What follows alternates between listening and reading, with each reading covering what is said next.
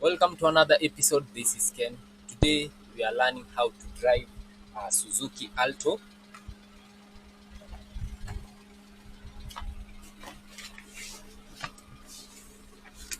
First, you press the brake. The car is on.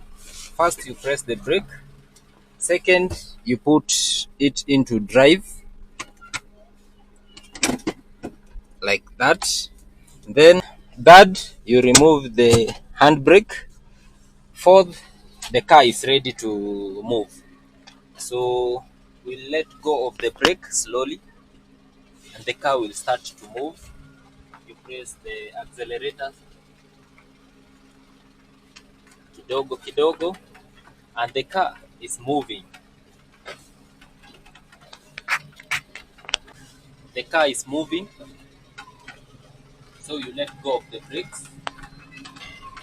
You let go of the brakes and you press the accelerator kidogo and the car is moving. It's simple.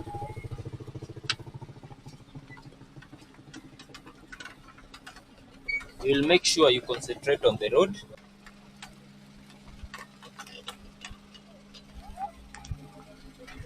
The car is currently moving. So you just go slowly. Be gentle. It's your first time or your second time. You are not used to it. So be gentle, be confident, concentrate. Yeah, driving a car is not hard. You just need practice. Do it a daily thing, and it's surely an easy task